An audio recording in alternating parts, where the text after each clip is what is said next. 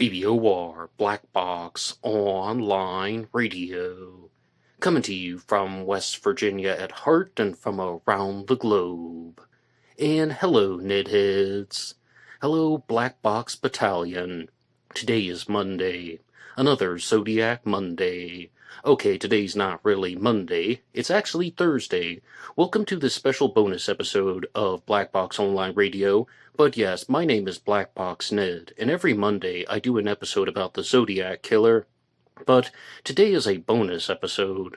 First, I would like to give a big shout out to High Energy Boy, who left a comment on one of last week's episodes, and that was, "What do you think about Lawrence Kane as a Zodiac Killer suspect?"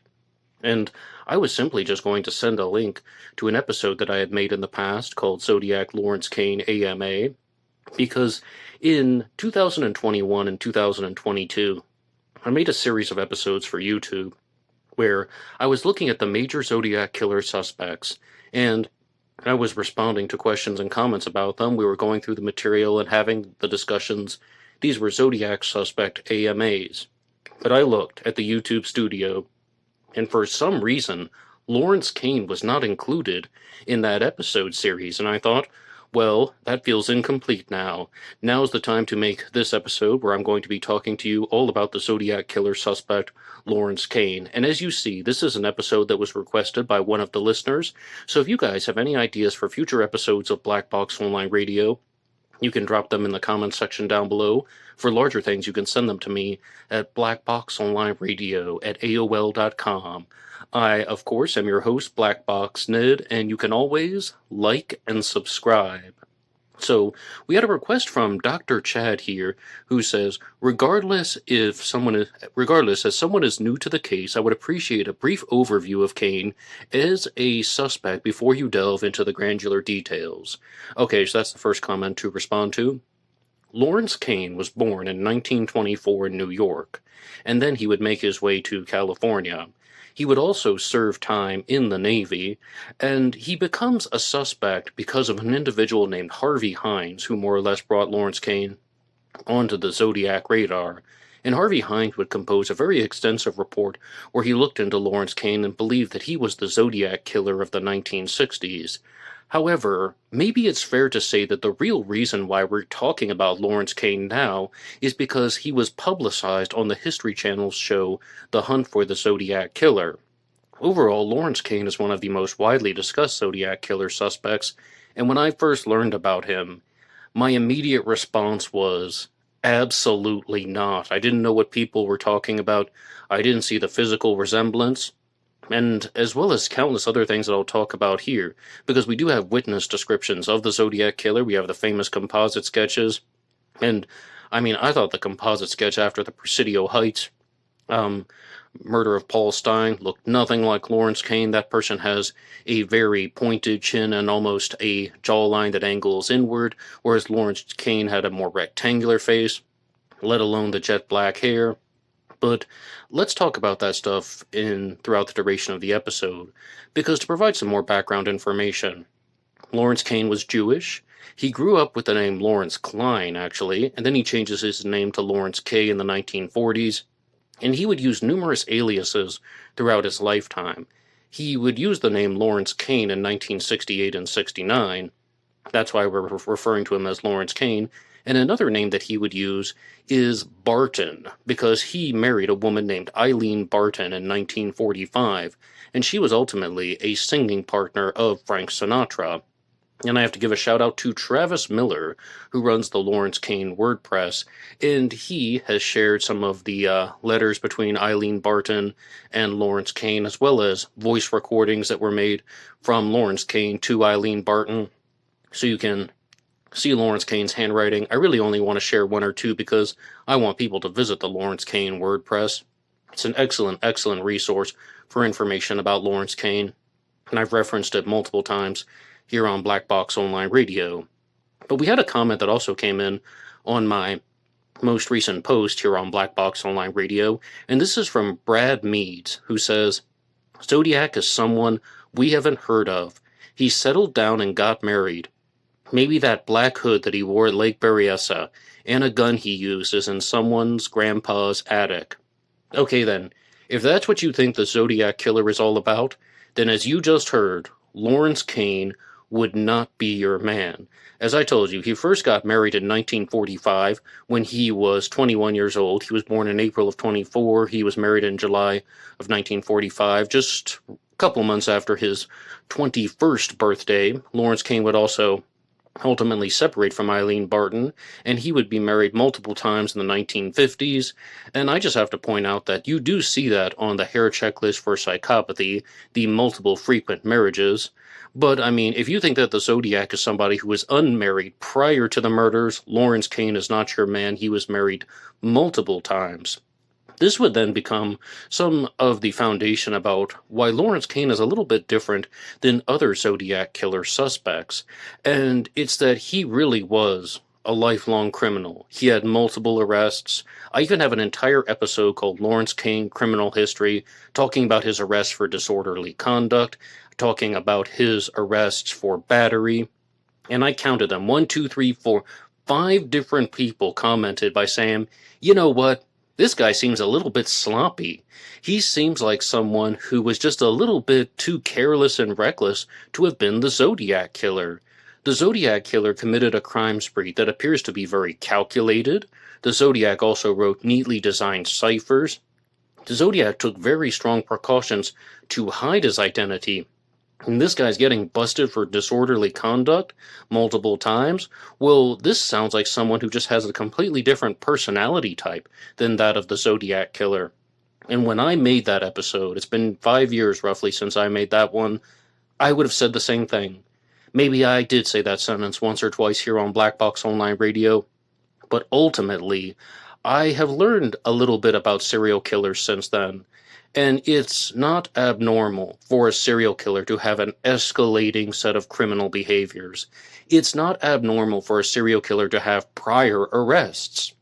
Now, the Zodiac Killer is different than other serial killers because the Zodiac has this refined persona. You can argue all you want about was the Zodiac calculating or was he careless, but he has a refined persona.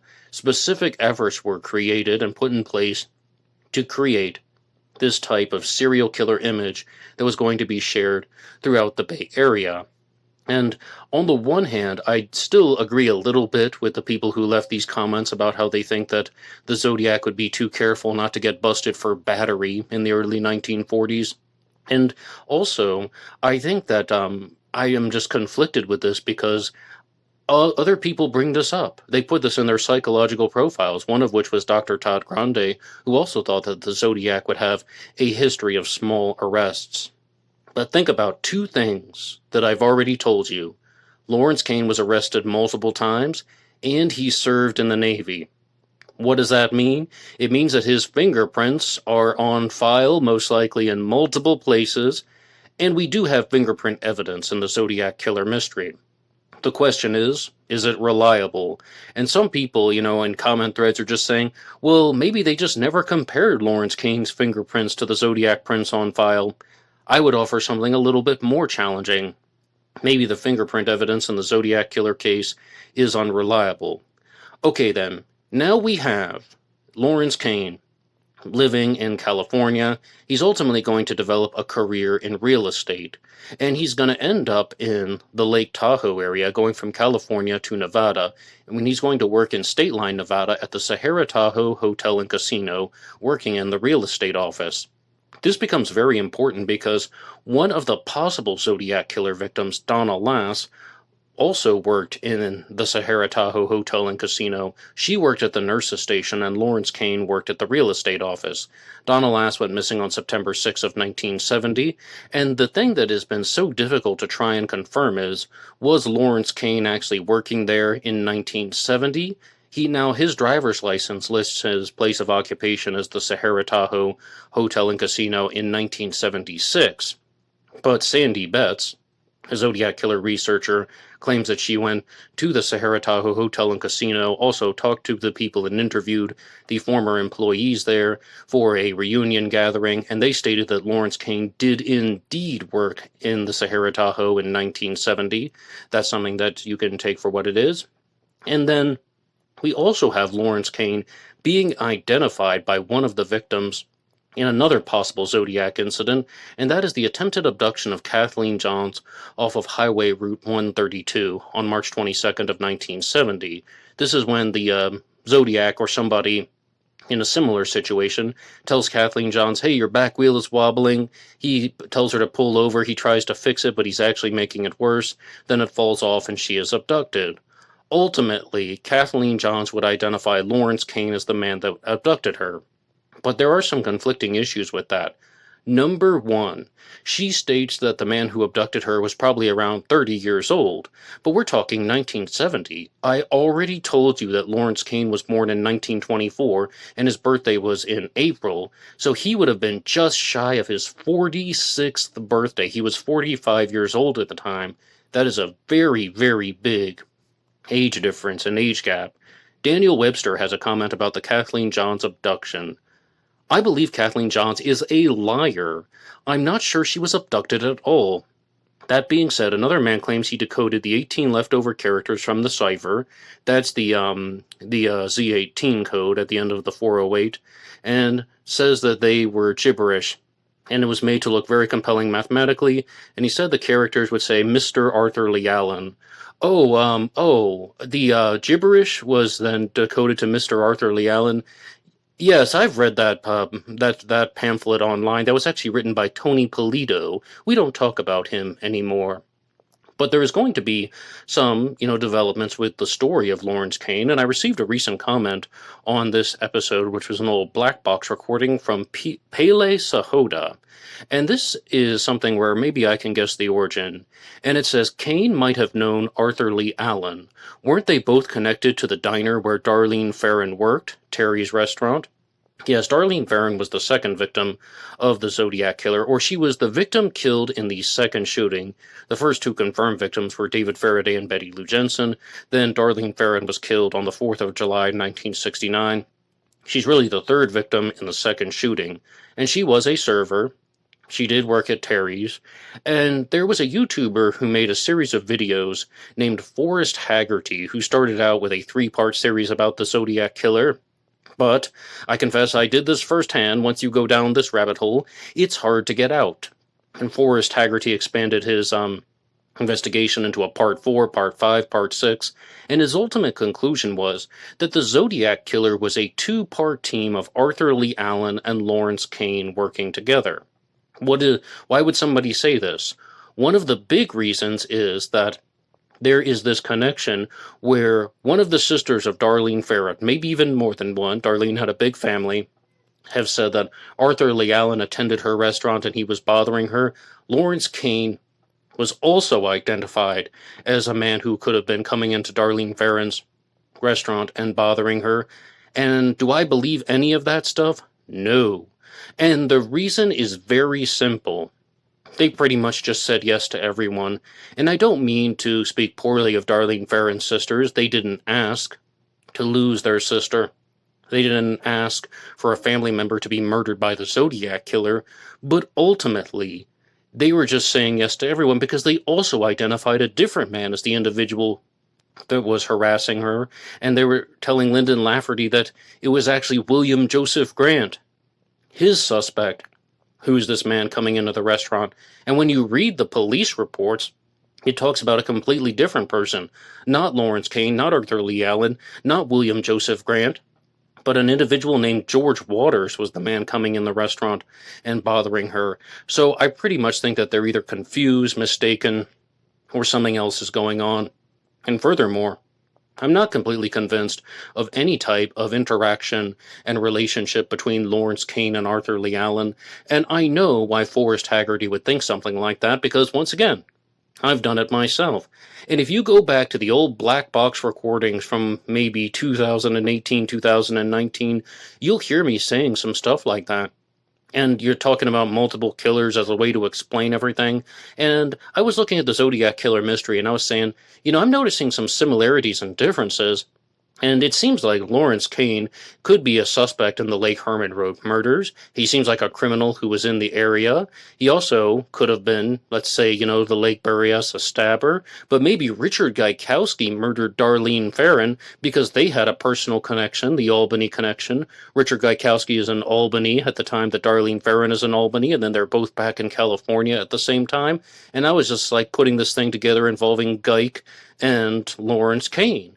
So just because you have multiple suspects, multiple crimes committed, it does not mean that you should attribute the different roles of a suspect to the different roles of the case to two different people. It's a way to make sense of it. You can arrange this in a very, very convenient way, and you will understand it so clearly, but it doesn't necessarily mean that that's what happened. But, I just didn't want to ignore those connections between Darlene Ferrin and Richard Gaikowski, and I will come back to that. Now, this is also something that is a little bit different in the Lawrence Kane saga, because one of the major pieces of evidence that was put forward in favor of Lawrence Kane being the Zodiac Killer related to the solution to the Z13 cipher, which is what I thought Daniel Webster was going to talk about, but he brought up the Z18 code. But Harvey Hines, the man who perhaps did the biggest investigation into Lawrence Kane as a Zodiac suspect, claimed that he had solved the Z13 cipher, which was sent in 1970, April 20th, 1970, the My Name Is cipher, and he claimed that it revealed the name, well, it's actually Name Kane 1924, or maybe another way of putting it is Name Kane 24. Lawrence Kane was Jewish, and Harvey Hines claims that the words were written from right to left, the way that the Hebrew language goes from right to left. There are 3 8s in the Z13 cipher, and 8 times 3 is 24, and you can very clearly see the linguistic similarities and letter similarities to the name Kane in the cipher, and Lawrence Kane was using that alias at the time. Once again, born Lawrence Klein, changed his name to Lawrence K., but he did use Lawrence Kane as an alias. I also never liked this particular solution to the cipher because, and you have to hear me out on this, and I put some time into trying to get my words as clear as I can, it's not actually structured from right to left. It's not written from right to left the way the Hebrew language would be written. Instead, what he's saying is that it says Name Kane 1924. The words would be written from left to right like we do in English. They're just placed from right to left. But that's not how the Hebrew language does things. I just told you they did it from right to left. So he's not following the metric that he claims to follow. And so many people will have solutions to the Z13 cipher. So many people will claim that they've cracked this code, and they will propose something, and my response will be, well, I don't know, maybe, that's a valiant effort. Okay, I understand what you're doing, and we just have to put it into the pile of possible solutions. Can we do that with Harvey Hines' solutions? I vote no. I would say that he hasn't fulfilled the requirements that he set out. He is using something different that is also, it's fudging the results, or he's misinterpreting the concept of writing from right to left with placing words in a reverse order. Like if I were to say, my name is Ned, then Harvey Hines would say that if you were to put the letters in reverse order, or the words in reverse order, see, I even got tripped up, Ned is name my, that's not writing from right to left.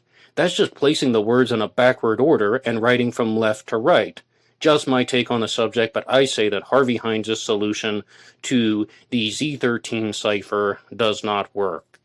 Now, I told you guys that there have been several developments with Lawrence Kane over the years. For example, we have a comment from Michael McJenkins who says, anybody still working on this? I think that some people are still very curious about Lawrence Kane as a suspect. I don't know if he's ever going to be a suspect that is truly going to go away. But in 2019, something rather bizarre happened when an individual named Tekashi69, a rapper, came forward, and he said that he knew the identity of the Zodiac Killer, and his name was Lawrence Gill. And people are just like, well, who's Lawrence Gill? And I even did an old black box recording where I was saying something to the effect of, did this guy think about Lawrence Kane and just forget the word? And I still, to this day, have never heard his music. I don't even know if he's still relevant anymore. And I digress from that, but he was just saying that that the Zodiac Killer was named Lawrence Gill. And ultimately, it turns out Lawrence Gill was an actual person. He was an attorney from California, but if I recall when I actually read his personal information, he was way too young to be the Zodiac Killer.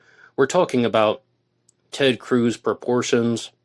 But I want to look at some of the comments that were left on that particular episode, and we have one here from AIC5073 who says, "It was two, or maybe even three people involved with the murders.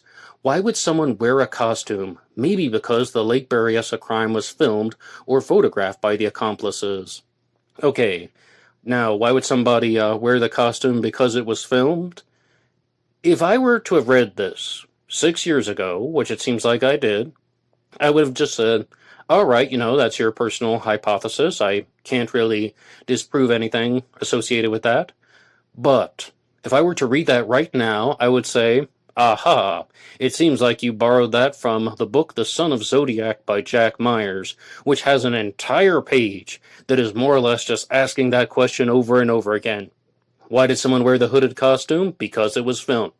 Why was somebody holding a gun and a knife but not using the gun? Because it was filmed. Why was somebody only committing the crime by knife one time? Because he had an accomplice to film it. And Jack Myers will devote him an entire page of his book, more or less, saying this exact same thing here. And it's called The Son of Zodiac, looking at some Son of Sam connections, more or less tying it into a variant of the ultimate evil theory about the interconnections of serial killer networks and so on. And to give credit to Manny Grossman, he has more or less identified certain problems with Jack Myers' book, particularly that Jack Myers was caught using false information, and when Manny Grossman brought it to his attention, Jack Myers refused to update the book. So you can just take that for what you want. I mean, I don't even necessarily know how to interpret that exact piece of evidence. But overall, though, there's some very interesting questions that have been written out here on this Lawrence Kane Gill episode, and one of them is actually about BTK, Dennis Rader, and it says, BTK said sometimes it would take him months to find the right victim. Well, that's what it seems like the Zodiac Killer was doing. This is a bit more general with the Zodiac, but the Zodiac Killer did not kill frequently. I don't care who your suspect is or what your theory is. In the confirmed Zodiac Killer crimes, I think it's safe to say that the Zodiac did not kill frequently. If anything, we have a 7-month gap from the Lake Herman Road murders to the Blue Rock Springs shooting, and that's a very, very large time frame and gap. Then we also have the Lake Berryessa stabbing, which is approximately 6 or 7 weeks after Blue Rock Springs. I do confess that there is only a 2-week gap from Lake Berryessa to the Stein murder, but these are very, very large gaps in serial killer activity. Now, what could be the explanations for this? Again, in the past, I would probably just say, all right, maybe you could be spot on. The Zodiac Killer was taking time to find the right victims. But now, I would tend to think that the Zodiac Killer may have been spending a lot of time trying to find what? The right locations. And I think a fair way of putting this is, perhaps it would be the right locations and the right victims. Because when I was reading that stuff from Dr. Gary Brucato, as well as listening to him on Court TV, and he's talking about how a serial killer who commits crimes by knife will often spend a very large amount of time planning and plotting and scouting out locations. That is a profiling statement. But Dr. Gary Brucato is the author of the book The New Evil, which he co-authored with Dr. Michael Stone. And you can see that begins to make a little bit of sense. Even if you have Blue Rock Springs to Lake Berryessa, there could have been as many as 5 or 6 different visits from the Zodiac Killer to Lake Berryessa, looking for ways to escape, looking for ways to leave the crime scene without getting caught, looking for ways to carry the hooded costume, put it on behind a tree, doing dry runs. Everything about the Zodiac seems like he's being very careful and very methodical when it comes to choosing the locations, places where he knows that he has a clear exit strategy, even at Lake Herman Road.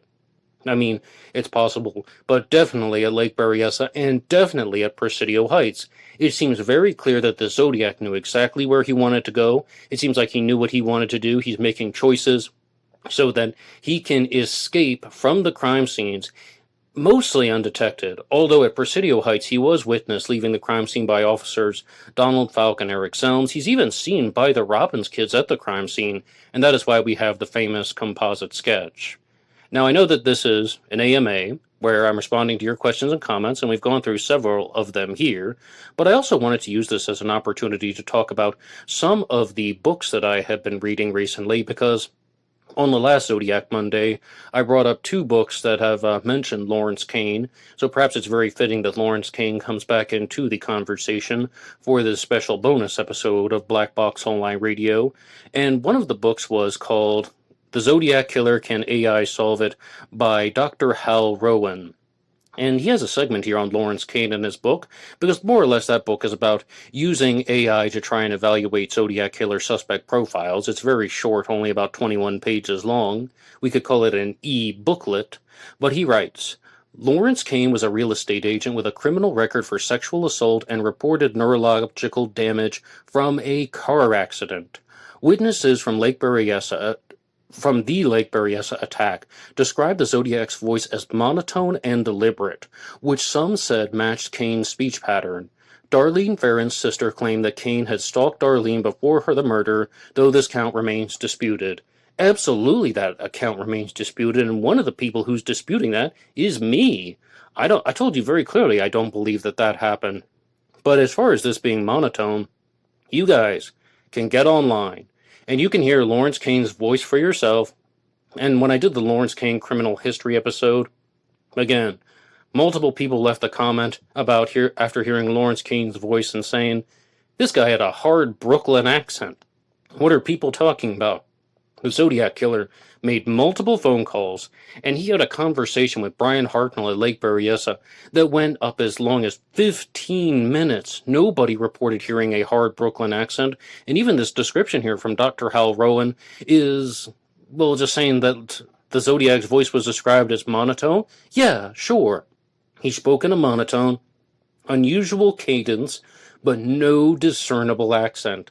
And I will fully admit, I will be the first to admit, I used to be the loudest person on the internet talking about this, that is contradictory evidence based on what we have about Lawrence Kane. Now, I said some of that stuff 5 years ago. Now I'm fully able to admit that something like a New York accent can be lost over time. The voice recording that most people are talking about is from the 1940s. There are also other samples of Lawrence Kane's voice on the Lawrence Kane WordPress, and those are from the 1940s, where he doesn't necessarily sound like someone who is talking with any type of monotone voice with an unusual cadence. You can hear his very hard pronounced Brooklyn accent in the 40s. But things like that could change if somebody spent, let's say, 25 years in California. So I do have some doubts. And maybe somebody could pull that off and you wouldn't necessarily hear the Brooklyn accent. Dr. Hal Rowan continues by saying, Lawrence Kane was approximately 5 feet 9 inches tall with a history of head trauma that sometimes affected his speech. And another thing that's important to note about that is that Lawrence Kane did have a head injury that affected his brain that also would have affected his impulses. While Kane was generally fit, Kane generally fit the witness descriptions in height and build, the match to the killer's face has been contested. Some survivors claim Kane looked familiar, but stopped short of identification. And in all seriousness, I think that Denise Diana Huddle said it the best. She is the author of Anthrax to Zodiac, and she was my guest on the most recent episode of Zodiac Monday. She said it the best. Lawrence Kane resembles the Lake Berryessa voyeur sketch. He does not resemble the Presidio Heights sketch. But we are not completely certain if the Lake Berryessa voyeur was the Zodiac, and for all intents and purposes, I am certain that the Presidio Heights sketch is the Zodiac, or someone connected to the Zodiac, like some people have multiple killers theories, someone Zodiac related, someone involved in the Zodiac murders, because the witness descriptions are just too close to that happening, whereas the Lake Berryessa voyeur was just seen looking at 3 girls while they were sunbathing. And once again, Denise Diana Huddle wrote the book Anthrax to Zodiac. She also has a new novel out called Hell to Pay. But she has a segment about Lawrence Kane in her book, and I'd like to read that for you here. Lawrence Kane, also known as Lawrence Kane. He was in the U.S. Naval Reserve, and he was photographed for a mugshot in 1943. Lawrence Kane not only matched the physical description of the Zodiac, but he was known to Darlene Ferrin. Allegedly. Kane was identified in a lineup by both of Darlene Ferrin's sisters as the man that Darlene was afraid of. And as I said, I don't care what they think. Kane had a serious neurological problem and a psychiatric problem. He was involved in a motor vehicle accident in 1962 where he sustained major brain damage that significantly impaired his impulse control. He had a lengthy criminal record, including peeping Tom and prowling charges, one of which was in Redwood City only 4 months before the first killing. As an only child of a single mother, he had documented psychiatric issues. And actually, I mean, I'm gonna double check on this. I mean, I really should excuse me for just drawing a blank here, but I thought that Lawrence Kane grew up with both parents until he was 13 years old. Excuse me, that just hit me out of the blue, and that he didn't grow up purely by a single mother. And then Kane lived in two spots half a block away from Paul Stine, where Paul Stine was picked up on the night where the Zodiac was murdered, and substantial circumstantial evidence linked Kane to later murders that may or may not have been perpetrated by the Zodiac and in Lake Tahoe and in Las Vegas. Alright, now, let's talk about the Las Vegas issue, because what she's referring to is a crime that took place in 1974, and that is when a woman named Dana Lull was murdered. Dana Lull was abducted. She was next to her boyfriend, Roy Tophai, in a car. She was abducted, and she was driven somewhere by her abductor, and her body was found 2 weeks later in a mine shaft. So, quite contrary to Donna Lass, she wasn't missing for 36 years, and then, or Donna Lass's skull was found 16 years after she went missing, and then, oh goodness, I mean, Donna Lass wasn't identified until 2023. Now, with Dana Lull, it seems most likely that the abductor was the person who murdered her. This was a Lover's Lane incident, but everybody points out to a major difference with the Dana Lull story, and that is that the person who abducted her targeted the female victim first, and her boyfriend, Roy Tophai, was able to run away and escape. The Zodiac never let that happen. In all of the actions of the Zodiac Killer, the male is targeted first, whether he's tied up and stabbed first or he's shot first. Or in the case of the Stine murder, only a male is present, so he, of course, was shot first. This is just completely different to the Zodiac's MO, behaviors, and actions of activities. So I think that this is something that we really need to just to keep in mind, because it could be something that is just what someone openly said once on a forum was they think that Lawrence Kane was the man who murdered Dana Lull, and if he murdered Dana Lull, most likely he wasn't the Zodiac because of these differences. And I can even throw that to you as a challenge question. Do you think that those types of differences would be big enough to rule somebody out as a Zodiac Killer suspect? For me, not 99%, but it creates very strong doubts. Now, the man who was seen abducting Dana Lull was witnessed by Roy Tophai, and he described him as somewhat of a neatly well-dressed man, and it seemed a little bit different to what we see of Lawrence Kane in the photos, who always comes across as a little bit sloppy. And I have to give a shout out to Travis Miller, who tuned into my episode on the murder of Dana Lull, and he says, "Hi Ned, excellent video. Concerning Kane's appearance vis-a-vis the description of Dana Lull's abductor being neatly dressed in a suit and wearing driving gloves, journalists reporting on Kane's 1952 burglary arrest, which was actually a fairly prominent story in the press at the time, described Lawrence Kane as a flashy, well-heeled individual. One article's headline referred to him as a dandy, and Dorothy Kilgallen's Voice of Broadway column even characterized him as a playboy. Of course, I have no way of knowing whether or not he retained those characteristics into his middle age, but I do think that Kane, as a young man, tried to have a veneer of gentility." So I think that this is all sounding like stuff that is not how we would normally characterize the Zodiac Killer, dressed as a dandy, flashy and well-heeled, somebody who's being mentioned in anything to do with a Voice of Broadway column. Yes, the Zodiac did talk about the Mikado, an operetta from Gilbert and Sullivan, but this seems like a very different type of person. This seems like a guy who was a criminal, who had some connections in the entertainment industry, and I mean, I don't necessarily see any evidence of that in the Zodiac's activities. People can speculate a lot. I can give you speculative examples on how some people think that the Zodiac was from the world of theater and he was, using the theater props at Lake Berryessa, but all of that is speculation. So I followed up by asking Travis Miller a question about that by saying, if I could get your honest opinion, do you think that Lawrence Kane murdered Dana Lowell? And this is from an older episode, but, I mean, the murder of Dana Lowell has never been solved. So the response is, had you asked me that 3 years ago, I would have said yes. I guess my answer is contingent upon the accuracy of the Harvey Hines report. And to the credit of Travis Miller, he has also found errors in the Harvey Hines report. While I can't pinpoint any blatant falsehoods or inaccuracies in his report, Dana Lowell something about the ostensible perfection, for lack of a better word, in the case that he presents against Lawrence Kane, juxtaposed with the apparent apathy and lack of follow-up on the part of detectives tasked with investigating Dana Lowell's murder, leaves a bad taste in my mouth. I'm not suggesting that Harvey Hines fabricated anything outright, but I am skeptical. Oh, I am too, absolutely.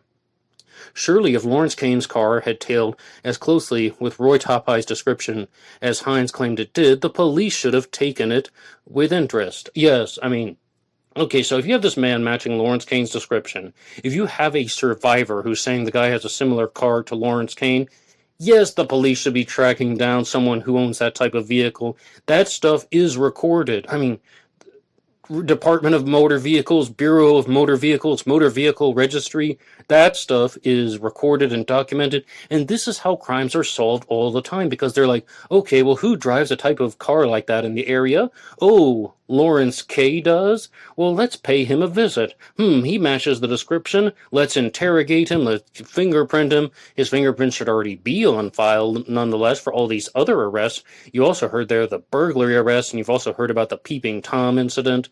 So, then, they should have definitely looked at him more closely as being a suspect in the murder of Dana Lowell. But to the credit of Travis Miller, in 2022, he did uncover a major error in the Harvey Hines report, and one of the things that you'll read about Lawrence Kane on the internet is that he had something that is very different than that of other Zodiac Killer suspects. And he worked for a mobster named Alan Dorfman, and he had this connection to organized crime, which isn't completely unheard of in the Zodiac world. There are other Zodiac Killer suspects who have this, but they are few and far between, and they're also not as widely discussed as Lawrence Kane. And one of the discoveries of Travis Miller was that Lawrence Kane might never have actually worked for the mobster Alan Dorfman. This was a completely different person who worked in the real estate world named Albert Dorfman, who went by the name Al. Alan Dorfman, Al Dorfman. It's a very easy mistake to make, but Harvey Hines still made a mistake all the same. So that could be a giant flashing error in the Harvey Hines report. But and I would really love to know what you guys think about anything that has been discussed in this episode so far. And I would also like to bring up one thing one more time that I'm just absolutely always curious about, and that is the book, The Zodiac Murderers and Histories, Ciphers and Crimes by C.G. Karras. It's a book I talk about very frequently because what I said last week on the channel was it's one of the most thoughtful books that I've written about the Zodiac Killer. And this is going to talk about how the multiple killers theory can expand. I mean, being very honest, I'm not opposed to it. I expressed some doubts earlier, but we have to approach these stories with an open mind. And the book, The Zodiac Murderers and History, Ciphers and Crimes, talks about how the Zodiac Killer could have been a team of 4 people, and 3 of them were Lawrence Kane, Xenophon Anthony, and George Karadanis. And Lawrence Kane is mentioned in the book And I would actually just like to look at a very brief section that was written about Lawrence Kane here in the Zodiac Murderers and Histories, Ciphers, and Crimes. This is going to start out by talking about the Z13 cipher, and then it's going to tie into Lawrence Kane. Caridanus, that's George Caridanus, is telling us that in the Z13 cipher, the 13 symbol cipher represents the moon.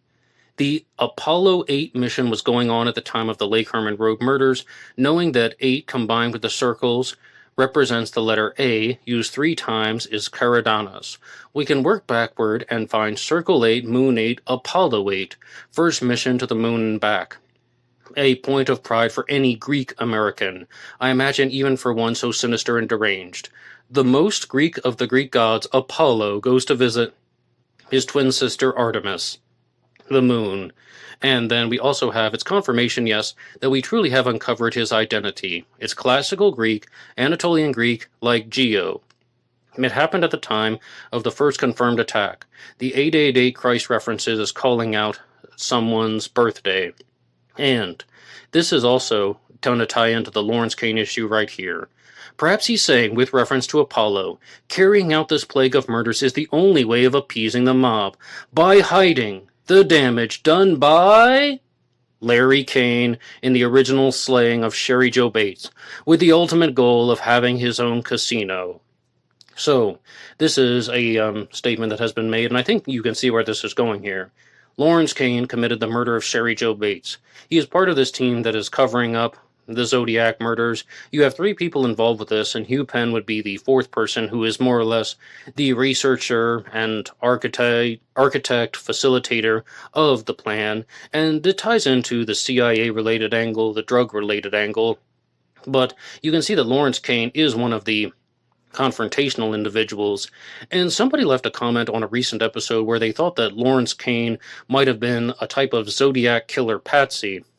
And C.G. Karras can correct me if he wants, but I think in his theory, he would be saying that Lawrence Kane was an active participant in the Zodiac Killer murders, but I told you he has 3 people who participated in the killings: George Caridanus, Xenophon Anthony, and Kane himself, and that in his theory, it would actually be Xenophon Anthony would be somebody who would be treated like the patsy, the fall guy. He would be blamed for things.